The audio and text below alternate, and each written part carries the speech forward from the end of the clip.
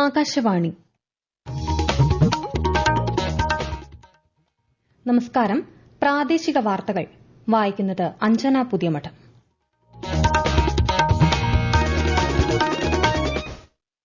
പ്രധാന വാർത്തകൾ. റിപ്പബ്ലിക് ദിനാഘോഷങ്ങളുടെ ഭാഗമായി പ്രധാനമന്ത്രി നരേന്ദ്രമോദി എൻസിസി, എൻഎസ്എസ് തുടങ്ങി വിവിധ വിഭാഗങ്ങളുമായി ഇന്ന് ന്യൂഡൽഹിയിൽ കൂടിക്കാഴ്ച നടത്തും. ഭരണഘടനാ അഭിമാന ദിനം എന്ന വിഷയത്തിൽ തിരുവനന്തപുരത്ത് സംഘടിപ്പിക്കുന്ന സെമിനാർ കേന്ദ്രമന്ത്രി പ്രഹ്ലാദ് ജോഷി ഇന്ന് ഉദ്ഘാടനം ചെയ്യും.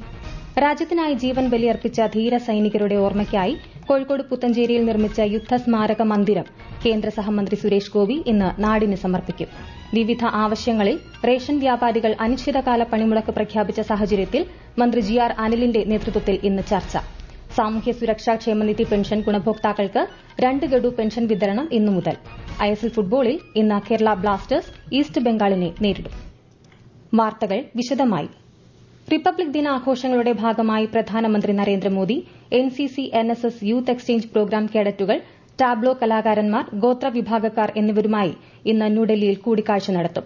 ഭരണഘടനയുടെ 75ാം വാർഷികാഘോഷവുമായി ബന്ധപ്പെട്ട് 2 നിശ്ചല ദൃശ്യങ്ങളാണ് റിപ്പബ്ലിക് ദിന പരേഡിൽ അണിനിരക്കുന്നത്.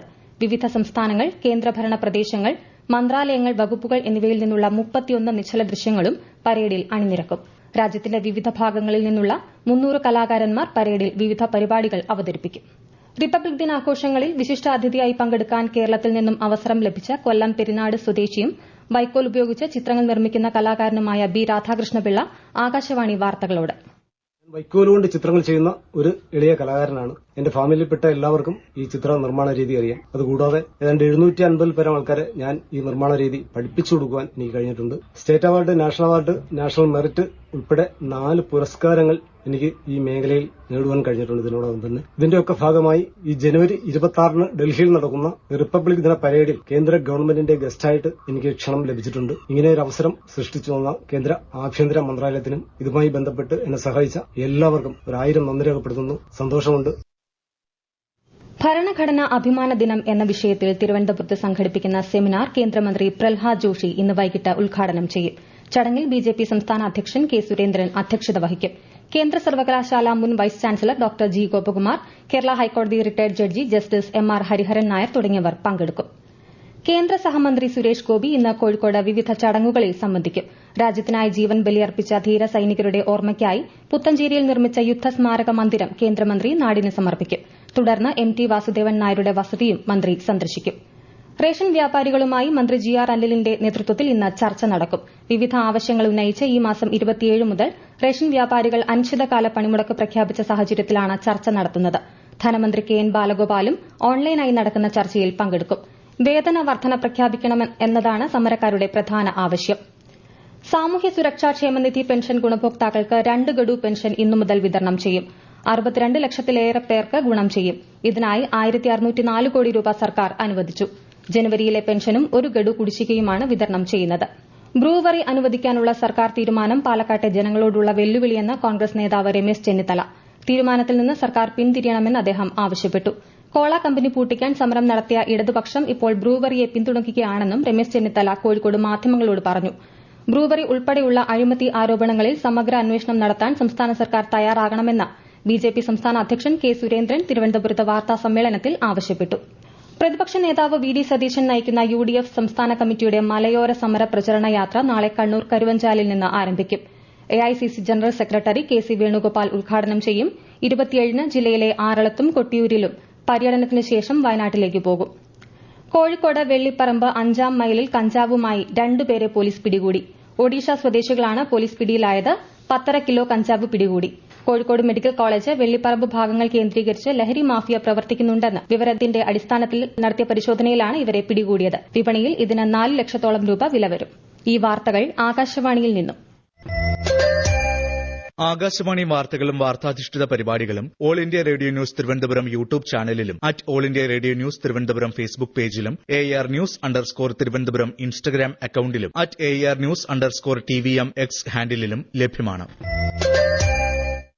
Thalassery Malabar cancer centre PG ഇൻസ്റ്റിറ്റ്യൂട്ടായി വികസിപ്പിക്കുന്നതിന്റെ ഭാഗമായി കിഫ്ബി ധനസഹായത്തോടെ നിർമ്മിച്ച ട്രീറ്റ്മെന്റ് ആന്റ് അക്കാദമിക് ബ്ലോക്ക് നാളെ മുഖ്യമന്ത്രി പിണറായി വിജയൻ നാടിന് സമർപ്പിക്കും. 97,55,00,000 രൂപ ചെലവഴിച്ച് 4 നിലകളിലായി നിർമ്മിച്ച കെട്ടിട സമുച്ചയത്തിൽ അത്യാധുനിക ചികിത്സാ സംവിധാനങ്ങളോടെയാണ് ഒരുക്കുന്നത്.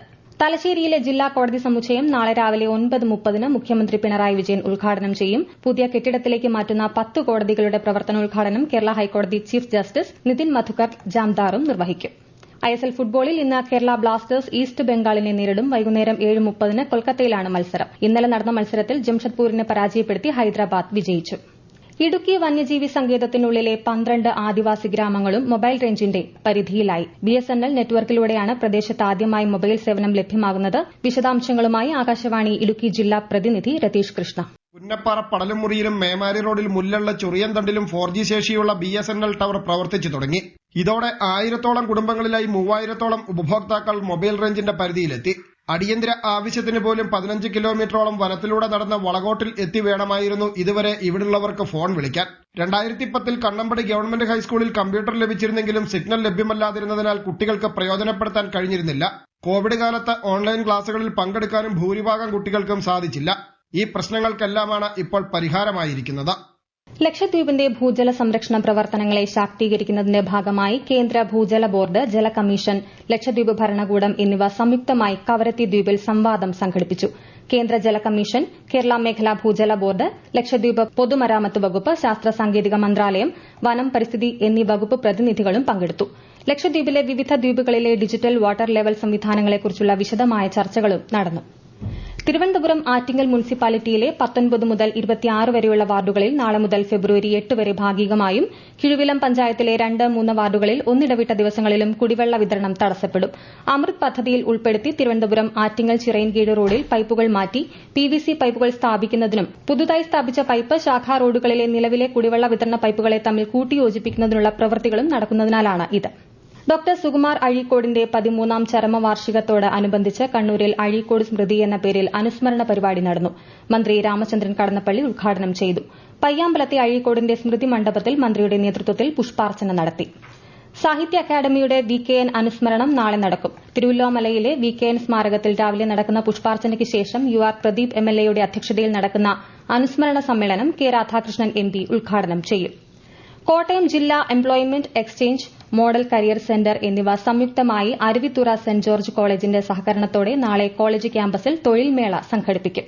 Paramedical, automobile, finance, marketing, insurance തുടങ്ങി വിവിധ രംഗങ്ങളിൽ നിന്നുള്ള 27 കമ്പനികൾ 1000-ലധികം ഒഴിവുകളിലേക്ക് ഉദ്യോഗാർത്ഥികളെ നേരിട്ട് ഇന്റർവ്യൂ ചെയ്യും. SSLC, +2, ബിരുദം, ITI, diploma, BTech, paramedical, general nursing, MBA, MCA യോഗ്യതയുള്ള തൊഴിൽ രഹിതർക്കും മേളയിൽ പങ്കെടുക്കാം. ഉദ്യോഗാർത്ഥികൾ എംപ്ലോയബിലിറ്റി സെന്റർ കോട്ടയം എന്ന ഫേസ്ബുക്ക് പേജ് സന്ദർശിച്ച് രജിസ്റ്റർ ചെയ്യണം. വേമ്പനാട്ട് കായലിലെ വെള്ളത്തിന്റെ നിലവാരം, ജലജന്യ രോഗങ്ങൾ എന്നിവയെക്കുറിച്ചുള്ള ഗവേഷണ പദ്ധതിയുടെ ഭാഗമായി വികസിപ്പിച്ച സംരംഭങ്ങളുടെ ഉദ്ഘാടനം കൊച്ചി CMFRAയിൽ നടന്നു. വാട്ടർ ക്ലിനിക് ക്ലൈൻസ് ആപ്പ് ഗവേഷകരെയും പൊതുജനങ്ങളെയും ബന്ധിപ്പിക്കാനുള്ള അക്വാഡിക് ആപ്പ്, തീരമേഖലയിലെ ജലജന്യ രോഗങ്ങളുമായി ബന്ധപ്പെട്ട ഡേറ്റാബേസ് എന്നിവയാണ് ഉദ്ഘാടനം ചെയ്തത്. കൊച്ചി ശാസ്ത്ര സാങ്കേതിക സർവകലാശാലയിലെ സ്കൂൾ ഓഫ് എഞ്ചിനീയറിംഗ് ലൈബ്രറിയുടെ ആഭിമുഖ്യത്തിൽ ഈ മാസം 27-ന് ഗവേഷണ ധാർമ്മികതയും അക്കാദമിക പ്രബന്ധ രചനയും എന്ന വിഷയത്തിൽ ഏകദിന ശില്പശാല നടക്കും. CUSAT international school of photonics seminar ഹാളിലാണ് ശില്പശാല. വയനാട് DCC ട്രഷറർ NM വിജയന്റെ ആത്മഹത്യയുമായി ബന്ധപ്പെട്ട് IC ബാലകൃഷ്ണൻ MLAയെ ചോദ്യം ചെയ്യുന്നത് ഇന്നും തുടരും. ഇന്നലെയാണ് ചോദ്യം ചെയ്യൽ ആരംഭിച്ചത്. പ്രധാന വാർത്തകൾ വീണ്ടും. റിപ്പബ്ലിക് ദിന ആഘോഷങ്ങളുടെ ഭാഗമായി പ്രധാനമന്ത്രി നരേന്ദ്രമോദി NCC, NSS തുടങ്ങി വിവിധ വിഭാഗങ്ങളുമായി ഇന്ന് ന്യൂഡൽഹിയിൽ കൂടിക്കാഴ്ച നടത്തും. ഭരണഘടനാ അഭിമാന ദിനം എന്ന വിഷയത്തിൽ തിരുവനന്തപുരത്ത് സംഘടിപ്പിക്കുന്ന സെമിനാർ കേന്ദ്രമന്ത്രി പ്രഹ്ലാദ് ജോഷി ഇന്ന് ഉദ്ഘാടനം ചെയ്യും. രാജ്യത്തിനായി ജീവൻ ബലിയർപ്പിച്ച ധീര സൈനികരുടെ ഓർമ്മയ്ക്കായി കോഴിക്കോട് പുത്തഞ്ചേരിയിൽ നിർമ്മിച്ച യുദ്ധസ്മാരക മന്ദിരം കേന്ദ്ര സഹമന്ത്രി സുരേഷ് ഗോപി ഇന്ന് നാടിന് സമർപ്പിക്കും. വിവിധ ആവശ്യങ്ങളിൽ റേഷൻ വ്യാപാരികൾ അനിശ്ചിതകാല പണിമുടക്ക് പ്രഖ്യാപിച്ച സാഹചര്യത്തിൽ മന്ത്രി GR അനിലിന്റെ നേതൃത്വത്തിൽ ഇന്ന് ചർച്ച.